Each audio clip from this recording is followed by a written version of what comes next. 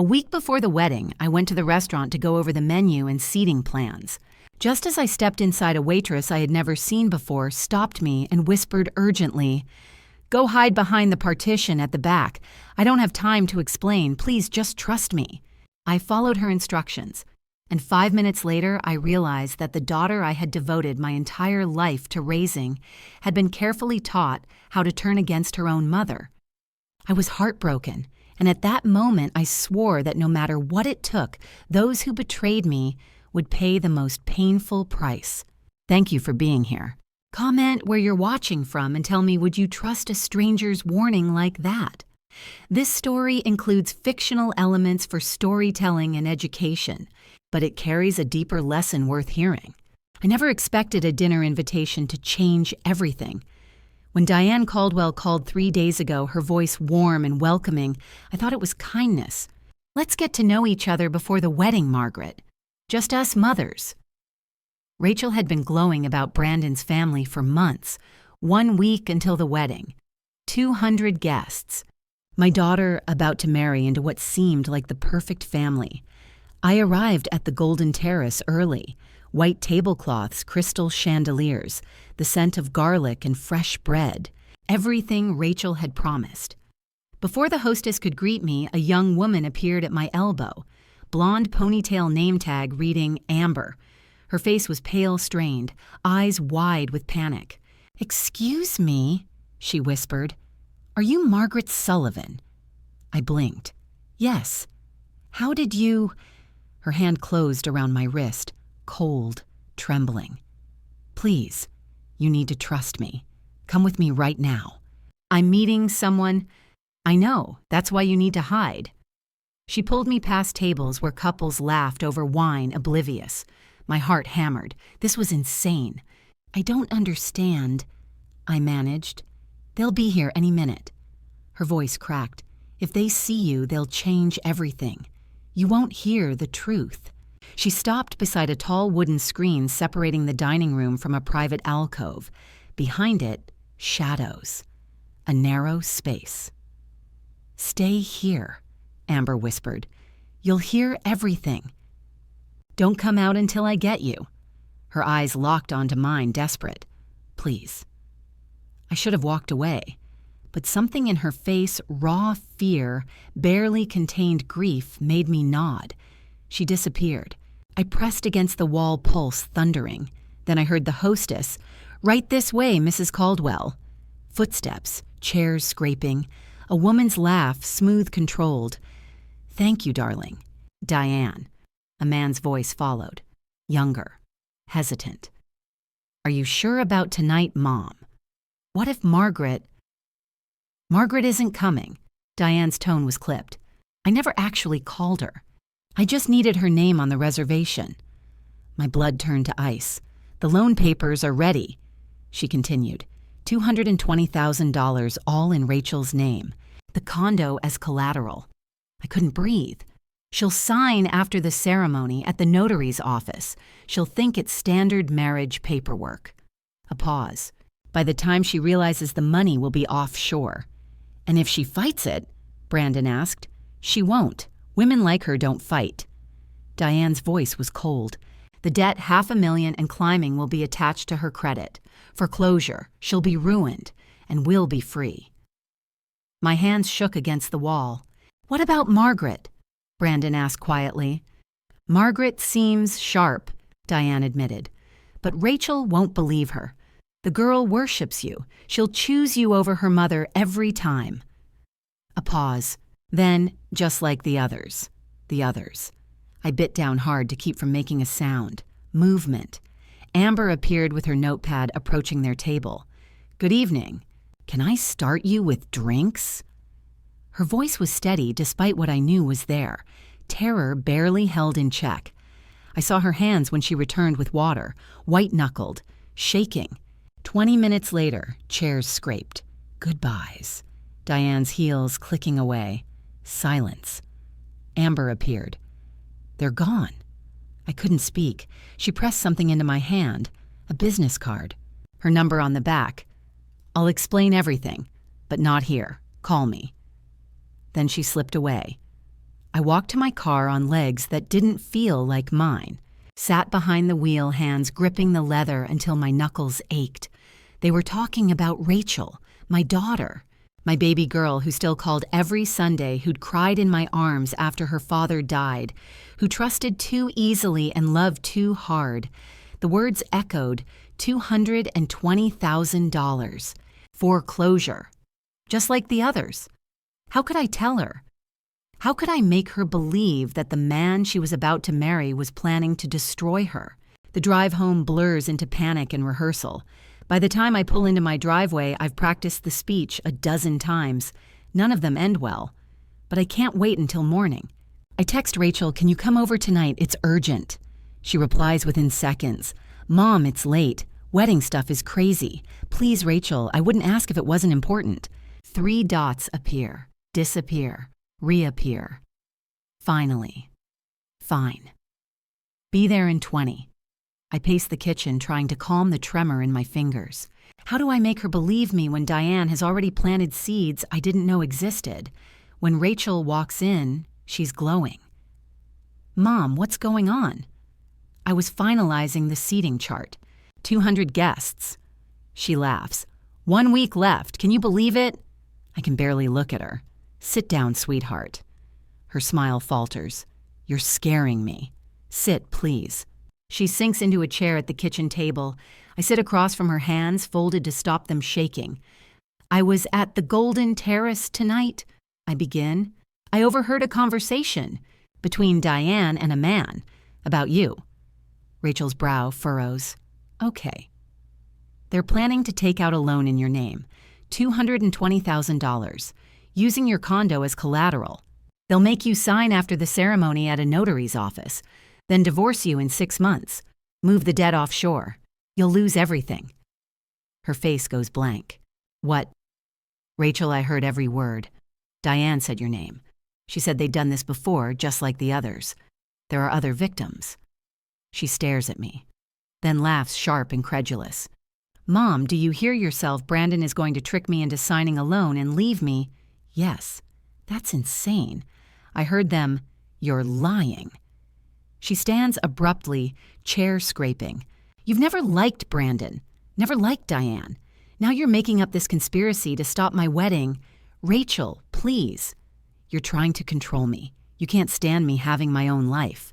You want me stuck here just like you—" "That's not true. Diane warned me about this." She's pacing now, fists clenched. "She told me you might do something like this. She said some mothers can't let go, that they'll sabotage their kids' happiness to keep them close." I freeze. "What? Last month? She said she'd seen it before. Mothers who couldn't handle their daughters growing up." The room spins. Diane has been planting this for weeks.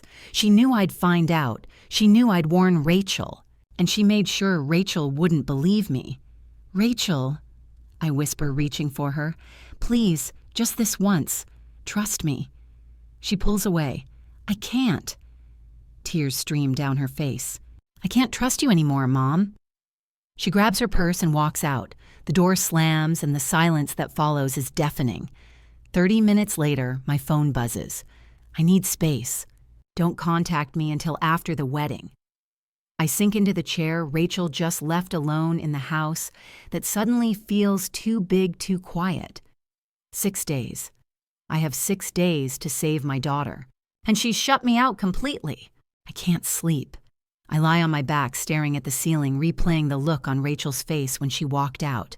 The anger, the tears. I can't trust you anymore, Mom. 11 o'clock becomes midnight. I reach for my phone, pull up Rachel's contact, my thumb hovering over the call button. Then I remember, don't contact me until after the wedding. I set the phone down, 1 in the morning. I'm still awake thinking about what Rachel said. Diane warned me about this. She said some mothers can't let go. Diane planted that seed weeks ago. She's been preparing Rachel to reject me, to see me as the obstacle. Is Rachel calling Diane right now? Is she telling her I found out? What is Diane saying to her? I imagine Diane's voice calm and soothing. Your mother is scared, sweetheart. She'll say anything to keep you close, and Rachel believing every word. 2 in the morning. I sit up, turn on the bedside lamp, and stare at the empty side of the bed. James has been gone 5 years. Cancer took him before he could walk Rachel down the aisle. If he were here, what would he do? Would Rachel trust him more than she trusts me? Or would Diane have poisoned her against him, too? 3 in the morning. I walk to the living room and stop in front of the mantel. There's a photo of Rachel at 7, gap-toothed and grinning, her arms wrapped around my neck. She'd scraped her knee on the playground and ran to me sobbing, clutching my shirt like I was the only safe thing in the world. Now she thinks I'm the one trying to hurt her. 4 in the morning. I'm back in bed, but my mind won't stop. If Rachel won't believe me, I need proof. Something she can't deny. Bank records, loan documents, testimony from other victims. I think about Amber, the waitress who pulled me aside, who knew exactly what I was about to overhear. She left me her number. She knows something. 5 in the morning. I sit up, grab my phone, and find the crumpled napkin from the restaurant. Amber's handwriting is small, careful Amber Collins, 70455500198. I open my laptop and type Diane Caldwell, Charlotte, North Carolina into the search bar. Business registration, social media profiles, charity event photos. Nothing that screams fraud. Nothing that would make Rachel believe me. But I keep digging. 6 in the morning. The sky outside is turning gray, the first pale light of dawn creeping through the blinds. I haven't slept a single second. My eyes burn, my head aches, but my mind is clear. If Rachel won't believe my words, I'll show her the truth. I'll find the others, the victims Diane mentioned. I'll find the paper trail. I'll build a case so airtight that even Rachel can't deny it. And I'll start with Amber. I pick up my phone and type a text. This is Margaret Sullivan. We met last night at the Golden Terrace. I need to know everything you know about Diane Caldwell. Can we meet today? I hit send. Then I sit back staring at the laptop screen at the photo of Rachel on the mantel at the empty space beside me where James used to sleep. 6 days left. I'm not giving up on my daughter. Not now, not ever. I start with a search engine. Diane Caldwell, Charlotte, North Carolina. The results load slowly, but when they do, they paint a picture that makes my stomach turn. Chest Ujutro. The first result is a business registration, Caldwell Development, LLC. I click through to the Secretary of State's website. The company was dissolved 2 years ago. Bankruptcy filing. I dig deeper, pulling up court records. Diane's company owed over $600,000 to creditors. Liens notices of default asset seizures. The business address leads me to a photograph online, an abandoned office building with boarded-up windows. 6:30 a.m. I search for personal records. Property tax filings show Diane sold her home 3 years ago, foreclosure sale. No current address listed in Charlotte. She's either renting or living somewhere off the grid. 7 o'clock a.m. I try a new angle. Diane Caldwell fraud. Nothing comes up in criminal databases. But I find a single mention in a local news archive from 4 years ago. Local woman alleges financial fraud by Charlotte family. The case was dismissed. Insufficient evidence. The woman's name isn't listed. 7:30 a.m. I search for Brandon's family. Justin Caldwell. Brandon's older brother has 2 marriages in public records. Both lasted less than 6 months. Both ended in bitter property disputes. One of the ex-wives filed a restraining order. The details are sealed, but the pattern is clear. 8 o'clock a.m. I try to reach Rachel again. I call her number. It rings once, then goes silent. A robotic voice. The number you are trying to reach is not available. She's blocked me. I try texting. The message won't send. I open my email and type, Rachel, please. Just listen to me. I'm not trying to control you. I'm trying to protect you. I found records Diane's company went bankrupt. She owes over $600,000. Justin's ex-wives both divorced him in under 6 months. This is a pattern. Please just look at the evidence. I hit send. No response.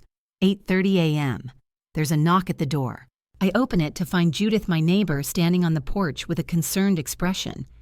Margaret, I heard from Rachel last night. She called me. My chest tightens. What did she say? Judith hesitates. She's worried about you. She said you've been acting a little strange, that you're trying to sabotage her wedding. I close my eyes. Diane has already started spreading the narrative. Rachel isn't just blocking me, she's telling others that I'm unstable. Judith, I'm not crazy. Diane Caldwell is dangerous. She's planning to steal Rachel's money and leave her bankrupt. Judith's face softens with pity. Margaret, I know you're stressed. Weddings are hard on mothers. But maybe you should talk to someone. A therapist, maybe. She leaves before I can respond. 9 a.m. I sit back at my desk, staring at the screen at the evidence that no one will believe. My phone buzzes, an unknown number. I answer. Hello. A young woman's voice, shaky but urgent. Mrs. Sullivan, this is Amber, the waitress from last night. We need to meet. 3 years ago, Diane Caldwell destroyed my life. She took everything from me, and I know she's going to do the same thing to your daughter. I grip the phone tighter. When can we meet? Today. 3 o'clock. There's a cafe called Lucia's on East Boulevard. Come alone. Don't tell anyone. If Diane finds out I'm talking to you, she'll disappear, and Rachel will lose everything. I'll be there. She hangs up. I sit in the silence of my office, staring at the phone at the search results on my screen at the photo of Rachel on my desk. 5 days left. And finally, I have an ally. Amber Collins sits across from me, hands wrapped tightly around a coffee cup. She looks exhausted, not just tired, but the kind of weary that comes from fighting too long and losing too much. 3 years ago, she begins her voice low, I was engaged to Justin Caldwell, Brandon's older brother. I lean forward. Diane used the same playbook. She told me I needed to sign paperwork to help Justin launch a business. Just a formality, she said. 2 weeks after the wedding, while I was on my honeymoon, Diane took out loans in my name. $88,000. I didn't even know until the first payment was due. My chest tightens. What happened? Justin divorced me 3 months later. Vanished. I lost my condo. I'm still paying off the debt. 2 jobs. I tried to sue, but I lost my signature was on the documents. Legally binding. No way to prove coercion. She looks down at her coffee. I thought I was the only one until I started digging. How did you know about Rachel? Amber pulls out her phone, scrolling to a social media profile. I've been tracking Diane for 6 months. When I saw Rachel's engagement announcement to Brandon, I knew they were going to do it again. So I applied for a job at the Golden Terrace. Diane goes there all the time. I stare at her. You've been watching her. When I saw Diane's name on the reservation list last Thursday, I knew she was setting the trap. That's why I pulled you aside. If Diane had seen me, she would have canceled everything. I had to make sure you overheard. Amber has been 1 step ahead this entire time. Then she swipes to another screen. There's something else. She turns the phone toward me. 3 photos. Rachel sitting across from Diane at a cafe. Different days, different outfits. Timestamps 8 weeks ago, 6 weeks ago, 4 weeks ago. My stomach drops. Rachel's been meeting with her. Your daughter didn't just meet Diane at the engagement party. She's been groomed. Diane has been manipulating her for months long before you found out. That's why Rachel didn't believe you. Diane planted the seeds weeks ago. I feel like the floor is falling out from under me. She's been planning this the whole time. Yes, and Rachel doesn't even know. I press my palms against the table. What do we do?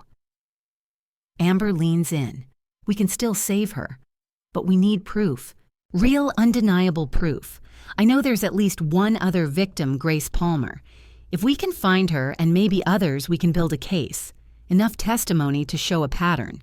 Enough to take to the police, to a lawyer. Do you know where Grace is? Last I heard, she's still in Charlotte. I have an old email address. I'll reach out tonight.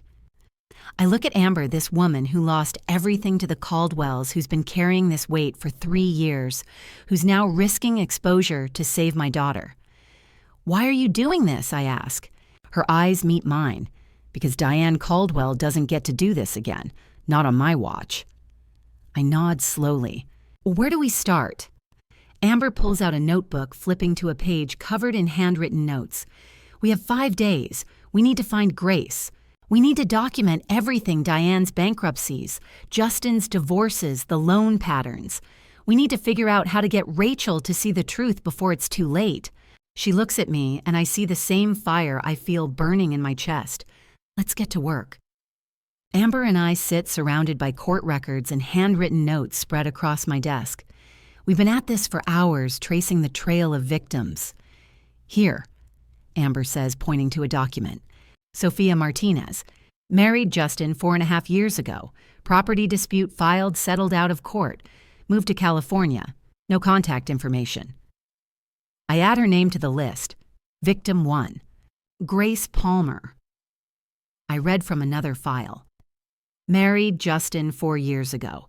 Nurse at Carolina Medical Center, still in Charlotte. Amber nods. I tried reaching out last year. She didn't respond. Too scared, probably. Victim 2. And me. Amber says quietly. 3 years ago, $88,000. Victim 3. I stare at the list. 3 women, 3 marriages, 3 financial disasters. And now, Rachel. There's a pattern, I say. Every 12 to 18 months, there's a new victim. Justin or Brandon acts as the bait. Diane controls everything. The loan documents are always signed after the wedding. Divorce happens within 3 to 6 months. Amber leans back. They're running a machine, and Rachel is next. I pick up my phone. I'm calling Grace. She won't answer. I have to try. I dial the number from the court records. It rings 4 times, then voicemail. I speak carefully. Miss Palmer, my name is Margaret Sullivan. My daughter is engaged to Brandon Caldwell. I believe your family had an issue with his family. I need to talk to you. Please call me back. I hang up and stare at the phone. 1 hour later, it rings. Hello? A woman's voice, cautious. This is Grace Palmer. How did you get my number? We're court records. I'm sorry, but my daughter is getting married in 4 days. To Brandon Caldwell. And I think Diane is planning to do to her what she did to you. Silence. Then, how do I know you're not working for them? Amber Collins is sitting right here with me. Long pause. Put her on. I hand the phone to Amber. She speaks quietly, then hands it back. I'll come, Grace says. Give me your address. 2:00 p.m. Grace Palmer walks into my house. She's in her early 30s, dressed in scrubs, eyes wary and guarded. We sit at the kitchen table. I pour coffee. Tell us what happened, I say gently. Grace takes a breath. I married Justin 4 years ago. Diane was charming, warm. She told me I was like a daughter to her. Her voice cracks. 2 weeks after the wedding, I signed loan documents. Diane said it was for Justin's business. I trusted her. How much? Amber asks. $95,000. I close my eyes. Justin divorced me 4 months later. I tried to fight it. Lost. Filed for bankruptcy. Lost my house. I'm still rebuilding. Grace looks at me, her expression hard-haunted. If your daughter is already involved, I don't know if you can save her. Diane is good at this. She knows how to make you willingly destroy yourself. But you'll testify, I ask. Grace nods slowly. I'll do whatever it takes to stop them. I lean forward. We need a lawyer, William Harris, best in Charlotte. Amber pulls out her phone. I'll set up a meeting. I look at the 2 women sitting across from me. 3 victims. 3 lives destroyed by the same family, and 1 mother who refuses to let her daughter become the 4th. We have 3 days, I say. Grace meets my eyes. Then let's make them count. William Harris sits behind his desk reviewing every page of the documents we've brought him. He's 49, silver-haired, with the sharp eyes of someone who's seen too much of the world's ugliness. He flips through Amber's court records, Grace's bankruptcy filing, the photos of Rachel meeting Diane, my written statement of what I overheard at the Golden Terrace. He doesn't speak for a long time. Finally, he sets the papers down and looks at us. This is a professional operation, he says. Sophisticated. They've been doing this for years. Can you stop them? I ask. William leans back in his chair. The problem is that every victim signed willingly. No physical coercion, no explicit threats, just manipulation. In court, they'll say, these women signed the documents of their own free will, and technically they're right. Amber's jaw tightens. So we can't do anything. I didn't say that. William taps the stack of papers. We need to catch them before Rachel signs. We need proof of the fraud in action. How? Grace asks. We go to the police. We set up a sting operation. Hidden cameras, audio recording at the notary's office. We catch them in the act coaching Rachel, pressuring her, showing intent to defraud. My chest tightens. What about Rachel if she's there when this happens? William's expression hardens. If your daughter is actively participating in signing fraudulent loan documents, she could face charges. But given the manipulation factor, the district attorney's office would likely offer her immunity in exchange for testimony. I close my eyes. She's my only child. I raised her alone after my husband died. Grace puts a hand on my shoulder. Diane used that. She made Rachel believe your love was control. William leans forward. Mrs. Sullivan, I need to be clear about what we're proposing. If the police agree to this, they'll need Rachel to show up at the notary's office. They'll need her to be on the verge of signing. That's the only way to get ironclad evidence, to catch them in the act. I feel like I can't breathe. You're asking me to let my daughter walk into a trap. I'm asking you to save her before it's too late. If she signs those documents, she'll lose everything. Her condo, her credit, her future. And Diane will disappear just like she did with Amber and Grace. This is the only way to stop her. Amber speaks up. We'll be there. All of us. We'll testify. We'll show the pattern. William nods. The police will need all of you. 3 victims, 3 identical schemes. That's enough to build a case for conspiracy and fraud. I look at Grace, at Amber, at the lawyer who's offering us a way out. Then I think of Rachel, my daughter, who thinks I'm her enemy, who's been manipulated into believing a lie. What do we do next? I ask, my voice barely above a whisper.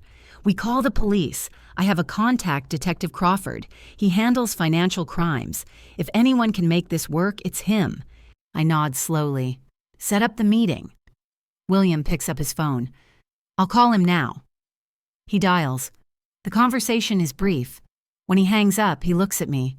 Detective Crawford can meet us at 2 o'clock this afternoon. Charlotte Police Department downtown. I stand, my legs shaking. Then let's go. Grace and Amber stand with me. 3 women. 3 victims. And 1 mother willing to watch her daughter be arrested if it means saving her life. William gathers the files. Let's make sure they don't get away with this. We walk out into the cold Sunday morning 2 days before Rachel's wedding, carrying the weight of what we're about to do. Detective Linda Crawford has the eyes of someone who's heard too many stories like mine. But when I finish, she sits up straighter. Start from the beginning, she says. I tell her everything. The overheard conversation at the Golden Terrace, $220,000, the plan to divorce Rachel in 6 months, the offshore accounts. Amber and Grace present their cases. $88,000, $95,000, lost homes, bankruptcy, signatures on documents they thought were legitimate. William provides the legal analysis, Diane's bankruptcies, Justin's failed marriages, the pattern every 12 to 18 months, a new victim. Crawford takes notes. When we finish, she sets down her pen. This is sophisticated, she says. They use legal documents. The victims sign willingly. No guns, no threats, just manipulation. Can you stop them? I ask. We need to catch them in the act. With recordings, witnesses, proof of intent to defraud. Otherwise, it's he said, she said. William leans forward. We're proposing a sting. Controlled notary, hidden cameras, undercover officers. Let Diane, Brandon, and Rachel show up naturally. Record everything. Arrest when the intent is clear. Crawford nods. I'll run this by my lieutenant. She steps out. 10 minutes later, she returns. It's approved, but there are conditions. What conditions? I ask. We need clear evidence of intent. If your daughter shows up and attempts to sign those documents, she will be detained. My stomach drops. Detained. Crawford's voice is gentle but firm. Mrs. Sullivan, do you believe your daughter knows this is fraud? I'm silent for a long time. I think she's been told it's legal, that it's just a temporary loan. Now Diane is very good at making people believe lies. I pause. But I don't understand my daughter anymore. Crawford writes something down. Wednesday, 10 in the morning. We have a notary who works with us, Helen Vance. You don't need to force them to show up. Diane is panicking because you know she'll accelerate the timeline. Your daughter will get a call, and she'll come. Where? William asks. 415 South Tryon Street, Suite 302. Cameras, audio, undercover officers. When they attempt to execute the fraud, we move in. I close my eyes, and I have to watch my daughter get arrested. Crawford meets my gaze. Or you watch her lose everything, which is worse. I don't have an answer. William speaks. What happens to Rachel after arrest? If she cooperates, if she testifies against Diane and Brandon, the DA will likely offer immunity. She's a victim too, but she has to be willing to help. I nod slowly. Set it up. Crawford slides papers across the table. Sign here. This authorizes the sting. Once you sign, there's no going back. I pick up the pen. My hand shakes. I think of Rachel, who used to run into my arms when she was scared, who now thinks I'm the enemy. I sign. Crawford stands. Wednesday, 10 a.m., 415, South Tryon Suite 302. Be ready. We walk out into the cold afternoon. 3 days until the wedding. And in 72 hours, I'll have to choose between protecting my daughter and arresting her. Monday. 2 days left. My house is silent as a tomb. I sit at the kitchen table, coffee gone cold. I don't know what Rachel is doing, what she's thinking. If she's scared, if she hates me. Mid-morning, Judith knocks. Rachel called me last night. She asked about you. She hesitates. She said, there might be a change of plans. My chest tightens. Diane is accelerating the timeline. Did she say anything else? Judith shakes her head. Just that she loves you, even if she doesn't understand you right now. I close the door and lean against it, fighting tears. Monday afternoon, my phone stays silent. I stare at it, praying Rachel will call. Nothing. At 6, Amber texts, saw Rachel parked outside your house. She didn't come in, sat in her car for 20 minutes, then drove away. My heart shatters. So close. But she couldn't bring herself to knock. Monday night. I sit by the window, staring at the dark street. I think of Rachel as a little girl, the way she'd run into my arms when she was scared. The journal entry I found years ago, Mom is my hero. Now she thinks I'm the villain. William calls. Everything's set for Wednesday. Are you sure? No, I say. But I don't have another choice. Tuesday morning.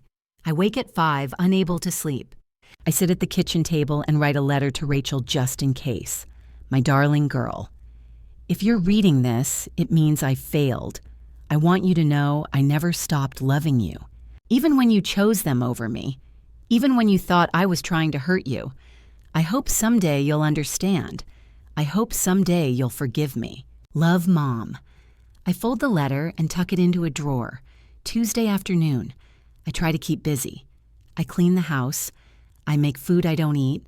I check my phone every 5 minutes. At 3, Grace calls. How are you holding up? I don't know, I say. I keep thinking about tomorrow. What if she doesn't show up? What if she does? Either way, Grace says quietly, you did everything you could, but it doesn't feel like enough. Tuesday night. Crawford texts, everything's ready. 10 a.m. tomorrow. I stand by the window watching the street. At 9:30, a car drives slowly past my house. It's Rachel. She stops, looks up at the window. Our eyes meet through the darkness. For 1 second, I think she's going to get out. I think she's going to come inside. I think she's going to let me hold her and tell her the truth. But then she drives away. I whisper into the darkness. Please, sweetheart, see the truth before it's too late. My phone buzzes. Crawford Target received call from Diane. Appointment confirmed for 10 a.m. It's happening. I sink to the floor, my back against the wall. Tomorrow I'll have to watch my daughter walk into a trap. I'll have to watch her get arrested. Or I'll have to watch her lose everything. And I don't know which outcome will destroy me more. I arrive at the notary's office at 9 in the morning. Helen Vance is already there, calm and professional. Hidden cameras are positioned throughout the room. Detective Crawford and 2 plainclothes officers wait in the adjacent suite. I'm in the back room watching through monitors. William sits beside me. "Are you ready?" My hands are shaking. "No, but let's do this." The monitor shows the empty office waiting. Every minute feels like an hour. I stare at the screen watching the door. Will Rachel show up, or has she figured it out and run? William hands me a bottle of water. I can't drink it. "She'll come," he says quietly. "Diane will make sure of it." At 9:45, Crawford's voice crackles through the radio. "Suspect 1 arriving." I lean forward. On the monitor, Diane walks into the office. She's wearing a black blazer heels, perfectly composed. She looks like a businesswoman, like someone you'd trust. "Good morning," Diane says to Helen Vance. "Are we ready?" Helen nods. "Yes, just waiting for the other parties." Diane checks her phone, taps her nails on the desk. Confident, in control. 5 minutes later, Brandon enters. He looks nervous, won't meet his mother's eyes. He's wearing a suit, but he fidgets with his tie like it's choking him. "Sit down," Diane snaps, "and stop looking like you're about to confess." Brandon sits, silent. Helen arranges papers on her desk, giving no indication that anything is wrong. I grip William's hand. "She's not coming. Give her time." At 9:52, the monitor shows 3 people in the room: Diane, Brandon, Helen. No Rachel. Diane checks her phone again, types something, then makes a call. I know she's calling Rachel. I watch Diane's lips move, her expression carefully modulated, persuasive, soothing. Whatever she's saying, it's designed to pull Rachel in. She hangs up, smiles at Helen. "She'll be here any minute." My chest tightens. At 9:55, Crawford's voice comes through, urgent but controlled. "Target spotted, entering the building." My heart stops. The door opens. Rachel steps inside. I stare at my daughter on the screen. She's wearing the blue dress I bought her last year for her birthday. Her face is pale, exhausted, scared. But she's here. Diane stands, all warmth and charm. "Sweetheart, come in, sit down. We have some paperwork to take care of." Rachel hesitates at the door. For 1 second, I think she's going to turn around and leave. But then Brandon stands, walks to her, takes her hand. "It's okay," he says softly. "This is just a formality." Rachel looks at him, then at Diane, then at the notary. She sits down. Crawford's voice through the radio: "All suspects present. Operation is live." William squeezes my hand. "Now we pray." On the monitor, Diane slides a stack of documents across the table toward Rachel. "This won't take long, darling. Just a few signatures." Rachel picks up the pen, and I watch helpless as my daughter prepares to sign away her life. Helen Vance begins the procedure. I stare at the monitor, every word like a needle to my heart. "Good morning," Helen says, her voice professional and calm. "Today we'll be notarizing loan documents and mortgage agreements." Rachel shifts in her seat. "Why are we doing this today?" "The wedding isn't for 3 more days." Diane's voice is smooth, controlled. "Plans changed a bit, sweetheart. Margaret is causing trouble. We need to protect the family's assets." Rachel hesitates. "Protect them from my mother. She's threatening to sue us. We need to finalize the paperwork now." Helen slides the documents across the table. She reads them aloud, clearly, making sure the cameras catch every word. Loan 1, $120,000 in the name of Rachel Sullivan. Business loan, $65,000 collateral listed as the condo at 2847 Dilworth Road. Personal guarantee, $35,000. Total liability, $220,000. Rachel interrupts. "Wait, my condo, Diane, you said this was just..." Diane's smile doesn't waver. "A mortgage, darling. Standard procedure." Helen continues, her tone deliberately cautious. "Miss Sullivan, do you understand? These are loans. If they are not repaid, your condo will be foreclosed. Rachel stands abruptly, her voice shaking. Foreclose Diane. What is she talking about? Diane's mask cracks just slightly. Sit down, Rachel. No, you told me this was temporary. You said you'd pay it back. Diane's voice turns cold. Where do you think the money comes from? Of course it's in your name. That's the only way to get this amount. Rachel steps back from the table. You lied. My mother was right. Diane stands her composure slipping. Your mother is a paranoid lunatic. Now sign the papers. Rachel turns to Brandon, her eyes wide with betrayal.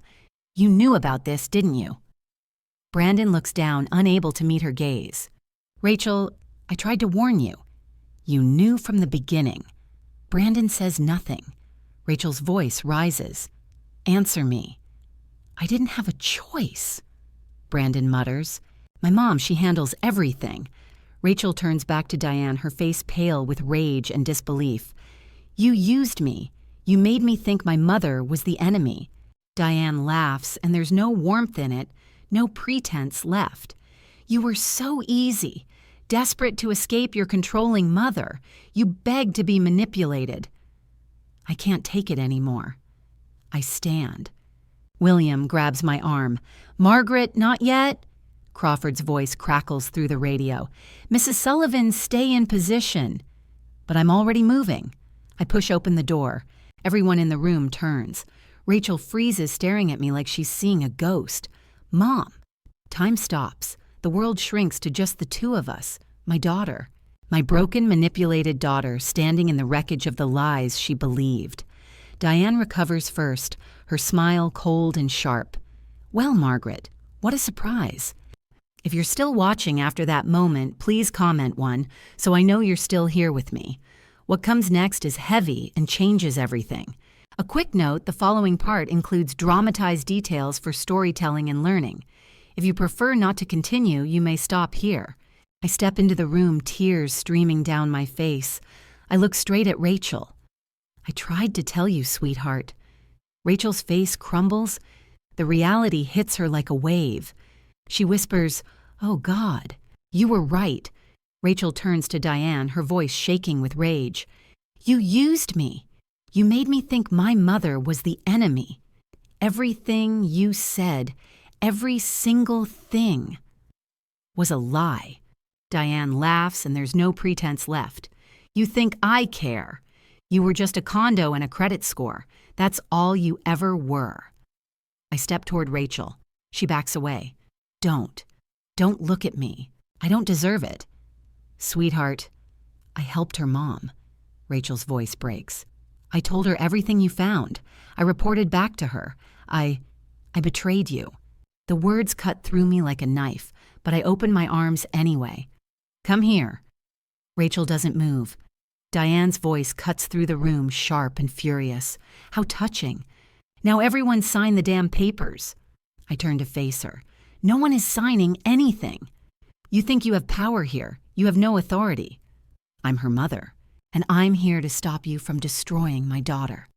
Diane turns to Brandon. Hold Margaret back.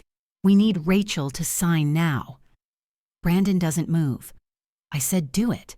Brandon's voice is barely audible. No, I won't do this anymore. Diane stares at him stunned. What did you say? Brandon looks at Rachel, his eyes filled with something that might be remorse. I'm sorry, I tried to tell you. I'll testify. About everything. Diane's eyes sweep the room. Helen Vance calm and still. Me standing firm. Rachel crying. Brandon turned against her. She realizes finally what's happening. You set a trap. Yes.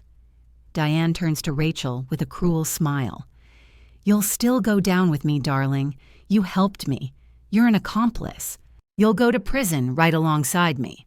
Rachel sinks into a chair, her face white. The door opens. Detective Crawford steps in, flanked by two officers.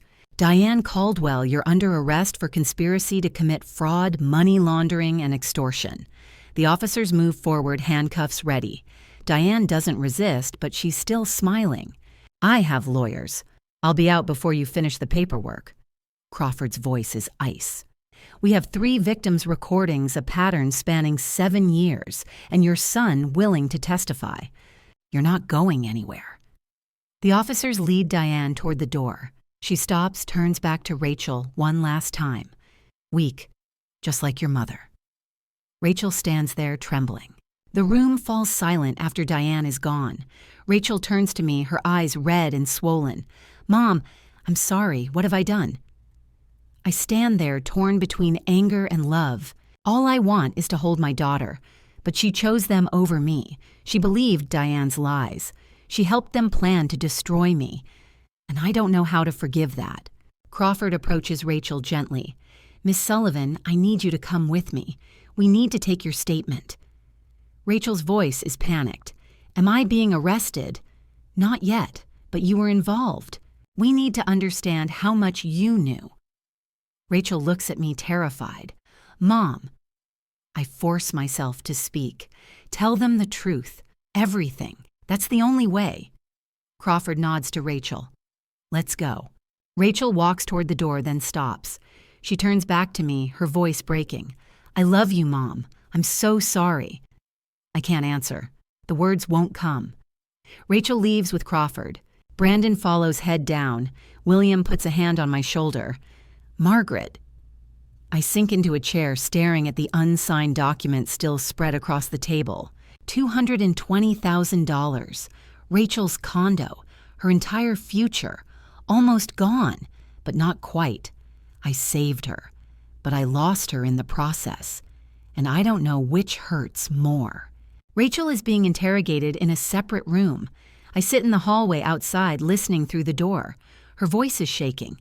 I didn't know it was fraud. She told me it was just a temporary loan. I thought it was normal business. The detective's voice is calm but firm. "But you reported back to Diane about what your mother found." Rachel's voice breaks. "Yes. Oh God, yes. I helped her. I thought I was protecting Brandon. I didn't realize." I close my eyes. Every word is a knife. Amber sits beside me, her hand on my shoulder. Grace is on my other side. We're 3 women who've survived the same predator. But right now, they're comforting me while my daughter is in that room, confessing to helping the woman who tried to destroy us all. At 2:30, William steps out of a meeting with the district attorney's office. They've agreed to immunity for Rachel in exchange for full testimony and cooperation. I exhale relief flooding through me. She won't be charged. No criminal charges, but Margaret, you need to understand something. He pauses. You could sue her civilly. For disclosing your investigation to Diane. For aiding in the conspiracy. She gave them information that could have helped them succeed. I shake my head. I don't want to sue my daughter. I know, but you need to know the option exists. He looks at me seriously. And you need to know there's no excuse for what Rachel did. Even if she was manipulated, she made choices.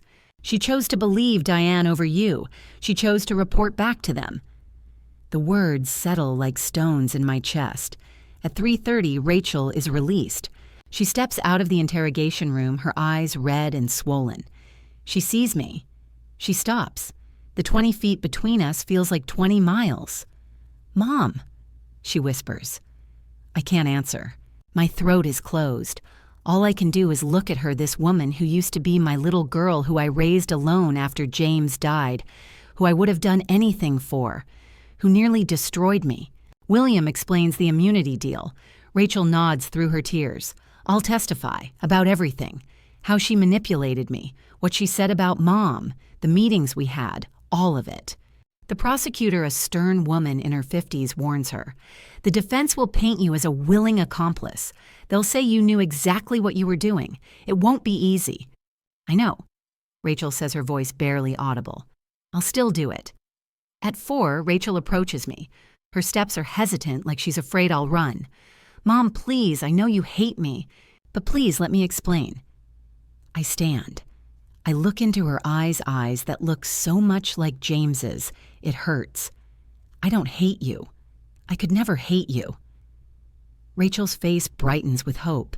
Then, but I can't look at you right now either. The hope dies. She nods, tears spilling over. I understand. I walk past her out of the police station into the cold afternoon. I get in my car, drive home alone. The house is silent when I arrive. I sit at the kitchen table staring at the chair where Rachel sat just days ago when I tried to warn her, and she didn't believe me. That night, my phone buzzes. A text from Rachel, "Mom, please. I know you hate me, but please let me explain. I'm sorry. I'm so sorry." I stare at the screen. My daughter. The child I carried, raised, protected. The child who chose a con artist over me. Who helped that woman plan to steal everything I had. Who reported my every move back to my enemies. I turn off my phone. I sit in the darkness of my living room, the silence pressing down on me like a weight. For the first time since my husband died 5 years ago, I feel completely, utterly alone. 4 months, 120 days, 120 letters. Every day a letter from Rachel arrives. Every day I don't open it. They pile up on my kitchen table. I can't throw them away, but I can't read them either. I eat dinner alone. I look at old photos of Rachel on the mantle, her 7th birthday, her graduation, her nursing license. Some nights I turn the frames face down. Other nights I turn them back. In October, I'm at William's office with Amber and Grace preparing testimony. "We found 2 more victims," William says. "Emma Rhodes from Atlanta. Lost $102,000. Another woman in California who settled quietly. 5 women, 7 years. Over $470,000 stolen. With Rachel's testimony, we have them," William says. "Diane is going to prison for 7 to 10 years. "Good," I say. "Has Rachel been in contact?" "Every day." And I don't answer. In November, Amber meets me for coffee. I saw Rachel. She's working 2 retail jobs, going to therapy twice a week. I stir my coffee, saying nothing. She asks about you. I told her you need time. "Tell her not to wait," I say. Amber looks at me. "Do you really mean that?" I don't answer. Because part of me wants Rachel to stop hoping. Part of me traces her handwriting on every envelope, imagining what the letters say. But I still don't open them. In December, the day before the trial, I prepare my testimony. I write down every detail: the Golden Terrace, the overheard conversation, warning Rachel, Rachel's betrayal. The word betrayal makes my hand shake. William reads over my shoulder. "Are you sure you want to use that word? It's the truth." That night, letter 121 arrives. For the first time in 4 months, I open it. "Mom, tomorrow I'll tell them how I betrayed you. You were right about everything. I'm sorry. I love you. Rachel." No excuses, just truth. I cry. I fold the letter and put it in my pocket close to my heart. The next morning, I arrive at the courthouse early. Rachel is already there wearing a simple navy dress, looking 5 years older, thinner, tired. She sees Amber and Grace. They nod to her. She scans the courtroom, searching for me. Her face falls when she doesn't see me. I step inside. I walk to the back row. I sit down. Rachel turns. Our eyes meet. I see pain, guilt, regret, hope. And in my eyes, Rachel sees what I'm not ready to forgive. I'm not ready to forget. But there's a small spark of something. Something that might someday become forgiveness. The bailiff calls all rise. The judge enters. The trial begins. For the first time in 4 months, Rachel and I are in the same room facing the same enemy, together. But not quite. The courtroom is packed. Press in the back. 5 women preparing to face one. On day 1, I take the stand. The prosecutor asks me to recount Thursday, May 2nd. I tell them everything. The Golden Terrace. Amber pulling me aside. The overheard conversation. $220,000. Rachel's condo as collateral. The divorce plan. Just like the others. My voice shakes when I describe warning Rachel. My daughter didn't believe me. She thought I was trying to control her. On day 2, the other victims testify. Amber, $88,000. Justin, manipulation. Grace, $95,000, same pattern. Emma Rhodes, via video from Atlanta, $102,000. All confirm the same scheme. Willing signatures. Total devastation. On day 3, Rachel takes the stand. I sit up straighter. The prosecutor asks, "How did you meet Diane Caldwell?" Rachel explains, "Met Brandon, got engaged. Diane approached her friendly and warm. 3 secret meetings before the wedding. Diane planted doubts about me. Your mother is controlling. She can't let go." Rachel's voice breaks. "She made me believe my mother was the enemy. She told me the loans were temporary normal business. I was in love, desperate to prove I was an adult. She used that." Then the hardest question. "Did you report your mother's suspicions back to the defendant?" Rachel collapses. "Yes. I told Diane everything Mom found. I thought I was protecting Brandon from my mother's paranoia. I didn't realize I was helping destroy my mom." Rachel looks at me. "I'm sorry. I'm so sorry." My heart breaks, but I don't respond. On day 4, Brandon testifies against his mother. She said Rachel was stupid enough to think this was legal. She knew Rachel was being deceived. She didn't care. On day 5, the jury deliberates 3 hours. Verdict guilty on all counts. Conspiracy to commit fraud, money laundering, extortion, forgery. Diane receives 7 years in federal prison plus full restitution. Brandon and Justin get 3 years probation and restitution orders. Diane shows no remorse. As she's led away, she mouths to Rachel, "Weak." Rachel flinches. Outside, Amber and Grace approach Rachel. "You were brave today." Rachel shakes her head. "It doesn't make up for what I did." "No," Grace says gently. "But it's a start." They leave. Rachel turns and sees me by my car 50 feet away. We stare at each other. I take 1 step forward, then stop. Hope flashes across Rachel's face, but I can't. Not yet. I get in my car. Drive away. In the rearview mirror, Rachel stands alone, watching me leave, just like I once was, alone. Every morning for the past 6 months, Rachel's letter appears on my front porch. Never mailed, always hand-delivered, which means Rachel drives here every morning, leaves the letter, drives away. Every morning I add it to the pile of unopened letters. 183 letters. 6 months. Today I stop. I stare at the pile. 183 days my daughter has tried to reach me. I pick up the first one dated the day after the confrontation. My hands shake as I open it. Handwritten. Brief. "Mom, I don't know what words to use. I don't expect forgiveness. I'm just sorry." Raw, honest, painful. I open the next one, and the next. Hours pass. I sit at the kitchen table reading all 183 letters, a chronicle of Rachel's journey. Weeks 1 through 4, guilt, insomnia, crying every night. Month 2, started therapy, working 2 jobs to pay off debt. Month 3, preparing to testify, terrified but determined. Month 4, after the trial, complete collapse. Months 5 and 6, slowly rebuilding, learning to live with guilt. One letter from 3 weeks ago stands out. "Mom, I got a job at a nonprofit that fights financial fraud, teaching young women about manipulation, gaslighting, warning signs, and relationships.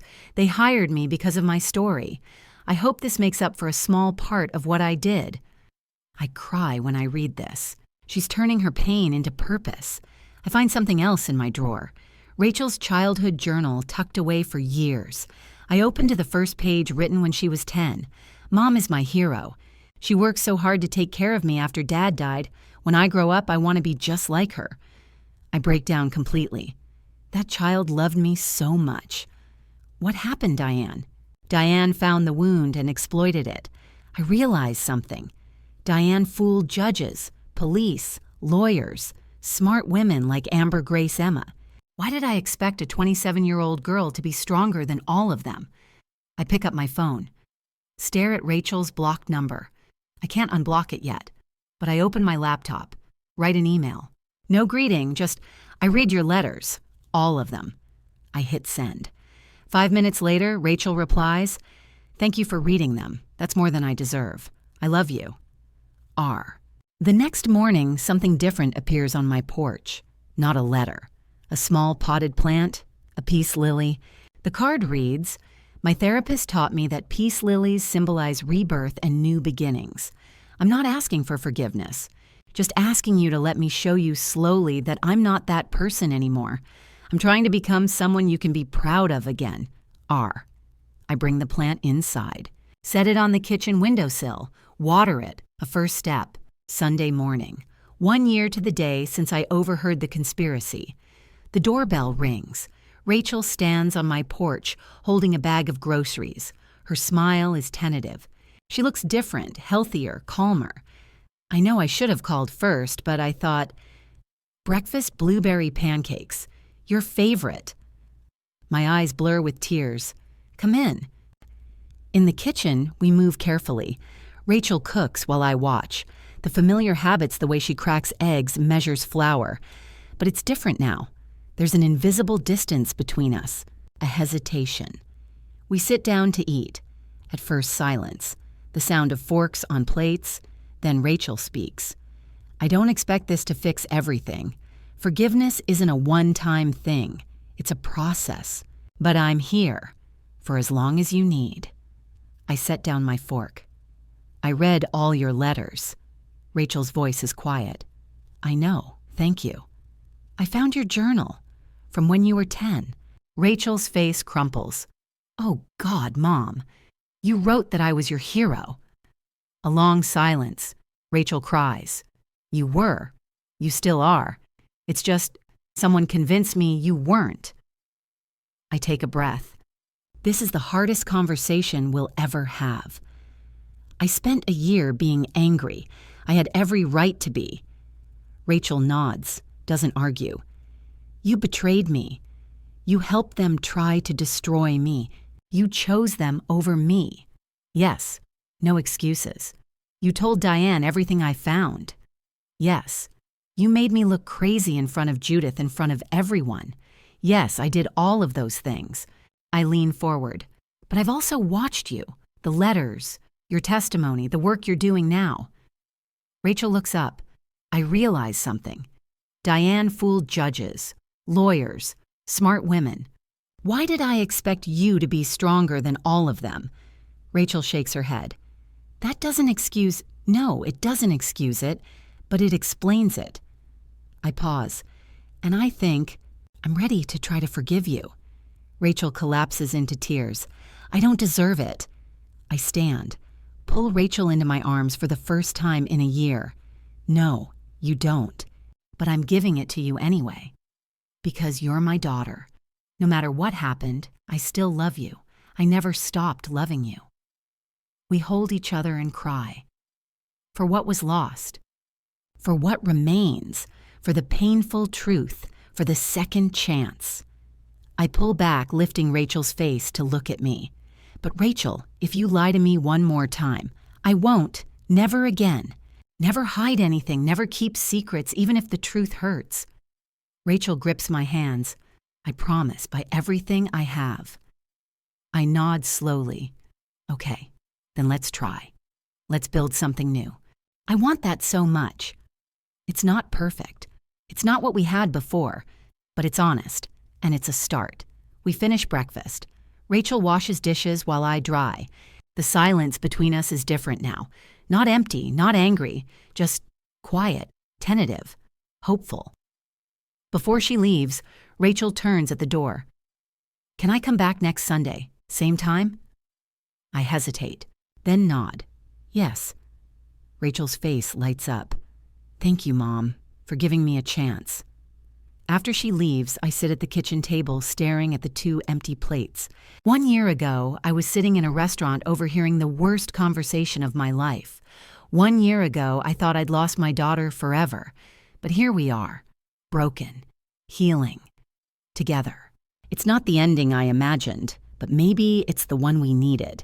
I sit in the back row of the university auditorium. Rachel stands at the podium speaking to 200 people.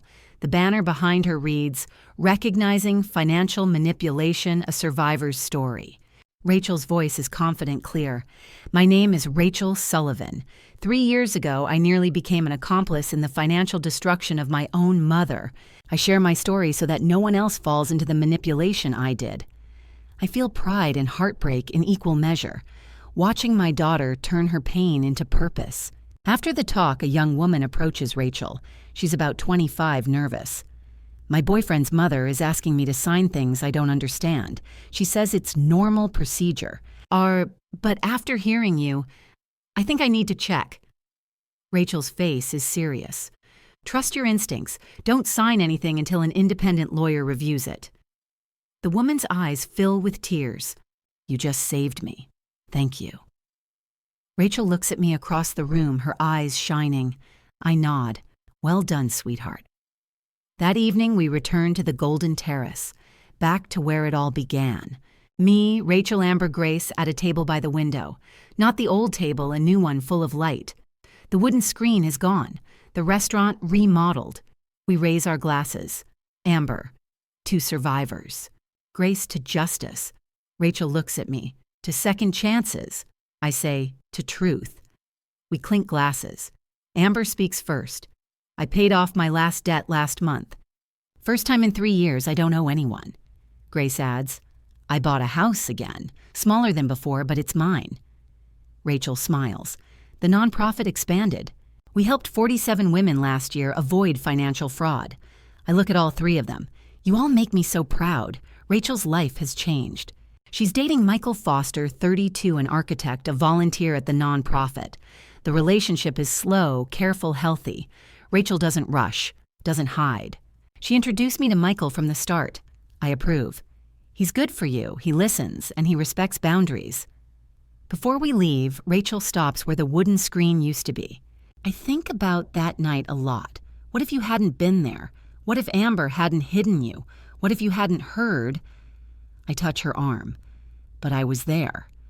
And I did hear. And we survived. Rachel's voice is quiet. Are we okay, Mom? Really okay?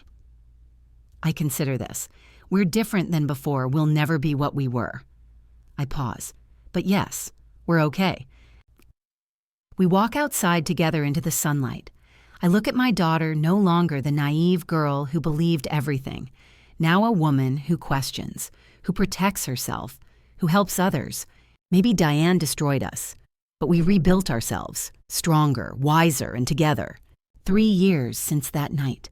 3 years since my world shattered. 3 years since I discovered my daughter had been manipulated into betraying me. What has changed Diane Caldwell is in year 3 of a 7-year federal prison sentence. Brandon and Justin completed probation and are paying restitution. 5 victims received partial compensation. Amber is debt-free. Grace owns a home again. Rachel is helping others avoid what happened to her. What hasn't changed? The pain of betrayal never fully disappears. I still remember the moment my daughter chose them over me. Rachel still carries guilt even though I've forgiven her. We'll never be what we were before.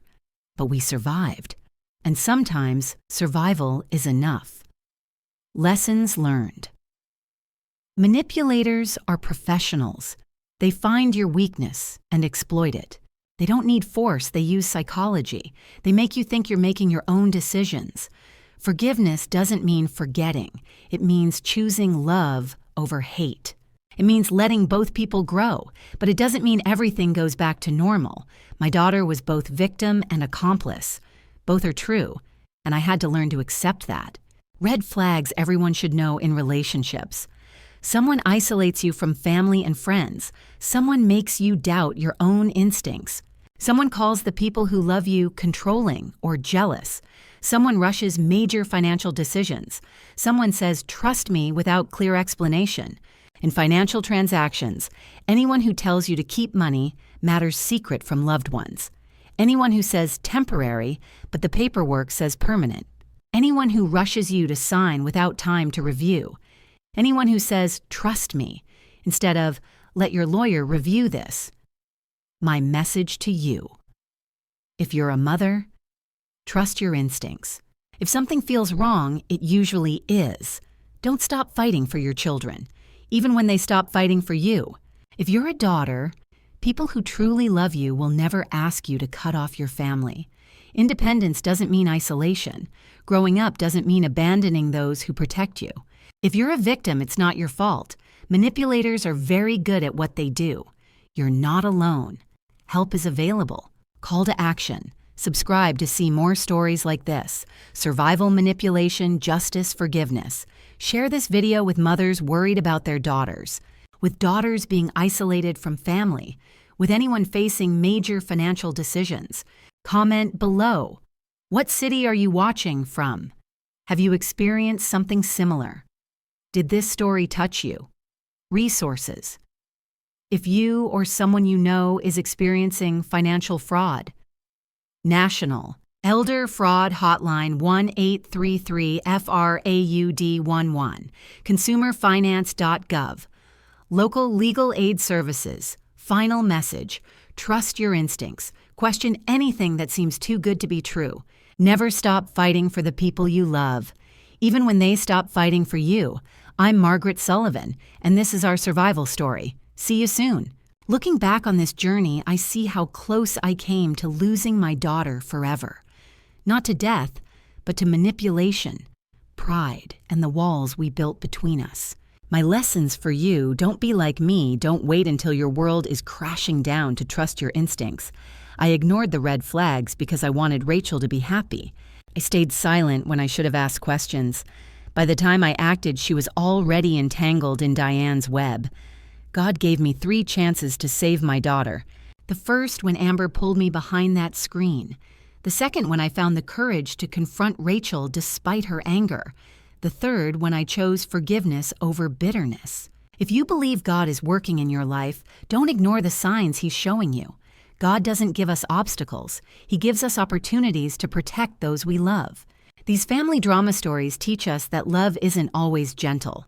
Sometimes it's fierce, uncomfortable, and requires us to fight for people who don't want to be saved. Family drama stories like mine happen every day. Mothers ignored daughters, manipulated families torn apart by outsiders. And family drama stories can end differently if we act sooner. As for grandma stories, I'm not a grandmother yet, but I've learned what I'll tell my future grandchildren: trust but verify. Love fiercely but set boundaries. Grandma stories should be about wisdom passed down, not regrets lived through. Grandma stories are supposed to end with, "and we all lived happily ever after." But real life is messier, and that's okay. Don't be like me. Don't wait. Don't ignore. Don't let pride or fear silence your voice when someone you love is in danger. I'm grateful you've walked this journey with me. Type "survived" in the comments. If you made it to the end, I need to know you're still here. Fair warning, this story blends real experiences with creative elements designed to educate and inspire. If it doesn't resonate with you, no hard feelings. Find what speaks to your heart. But if it does, subscribe, share with someone who needs to hear this, and let's keep the conversation going. Your story matters too.